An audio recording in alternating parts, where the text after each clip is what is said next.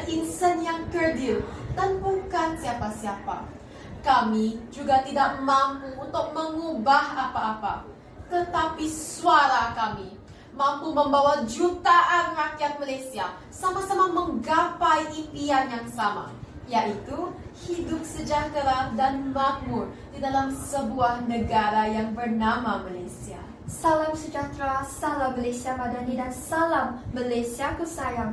Salam apresiasi buat saudara peneraju majlis, barisan hakim yang berpaksikan amanah dan kebijaksanaan, serta warga maya sekalian. Jangan sekali kita lupa, masa pernah merakamkan detik hitam 13 Mei 1969 dalam sejarah kemerdekaan negara. Dan pastinya tiada sesiapa inginkan sejarah hitam itu berulang lagi.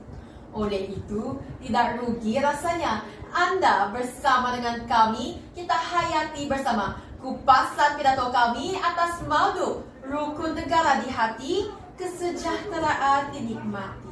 Rukun negara merupakan asas persatuan bangsa Malaysia dan wajar menjadi amalan setiap lapisan masyarakat majmuk agar semangat perpaduan, ketaatan dan kecintaan kepada negara bertuah ini tidak berbelah bagi.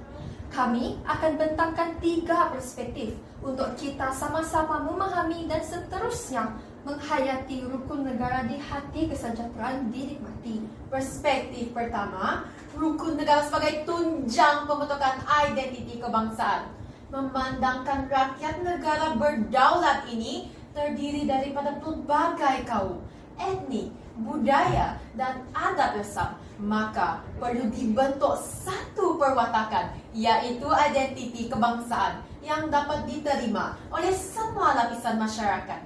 Identiti kebangsaan merupakan satu bentuk kuasa yang mengikat masyarakat dalam sebuah negara bangsa dan juga membentuk hubungan masyarakat dengan negara luar.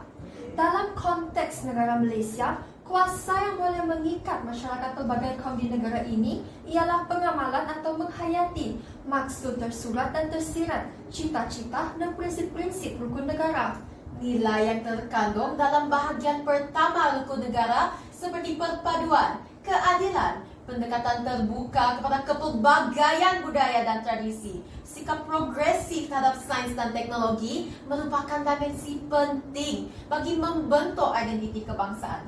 Manakala dalam bahagian kedua pula merupakan dimensi penting kepada kesetiaan, ketaatan dan saling menghormati. Dengan kata lain, melalui penghayatan rukun negara, masyarakat pelbagai kaum dapat mempamerkan peribadi sebagai bangsa Malaysia yang berhemah dari aspek susila serta mempamerkan keunikan, perwatakan dan wajah kehidupan pelbagai kaum di negara ini.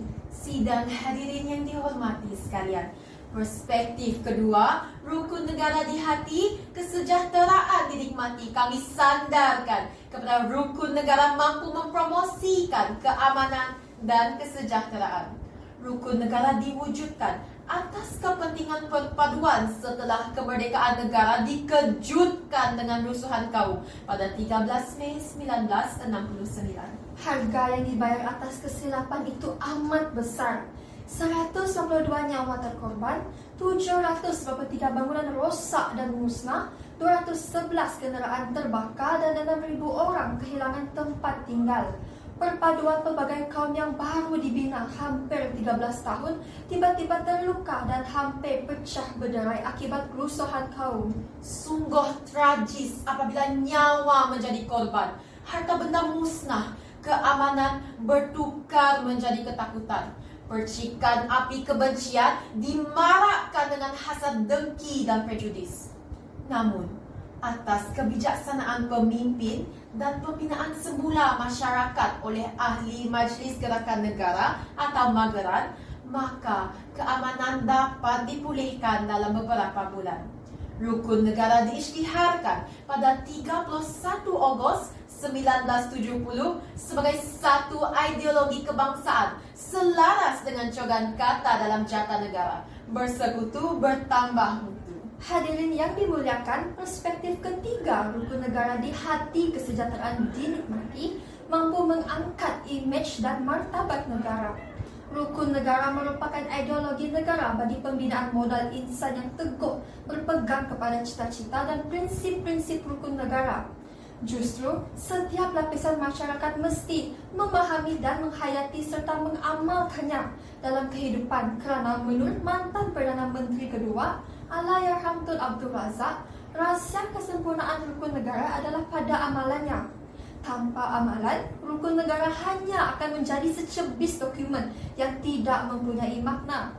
Cita-cita dan prinsip yang terkandung dalam rukun negara mesti sebati dalam diri setiap warga negara kerana tiada maknanya negara ini maju dari aspek pembangunan fizikal tetapi masyarakatnya mundur dan berada dalam kelas ketiga. Malaysia perlu dikenali bukan hanya dari segi kemakmuran ekonomi dan pembangunan fizikalnya, malahan perlu dikenali dengan nilai-nilai kesopanan dan kesusilaan, ketaatan dan kesetiaan yang beridentitikan kepelbagaian dalam kesatuan. Keharmonian hidup pelbagai kaum di negara ini dengan kepelbagaian budaya merupakan aset penting bagi memperkenalkan Malaysia kepada dunia luar dan mampu menjadi daya tarikan kepada pelancong dan pelabur ke negara kita. Impaknya, negara ini bukan sahaja akan maju dari segi ekonomi, bahkan akan maju dari segi peradaban dan nilai-nilai murni yang mampu membawa kesejahteraan hidup kepada rakyatnya. Hadirin yang dihormati sekalian, sebagai kesimpulannya, rukun negara merupakan akut janji rakyat Malaysia untuk menjaga keharmonian, kesejahteraan dan kemakmuran tanah bertuah ini. Dengan berpegang kepada 5 cita-cita dan 5 prinsip yang terkandung dalam rukun negara, rakyat pelbagai kaum dapat hidup dalam suasana aman damai, saling menghormati, mesra bekerjasama, malahan teguh bersatu ketika sesuatu konflik melanda. Kelas siakap sedap dimaafkan, salah dan silap harap dimaafkan.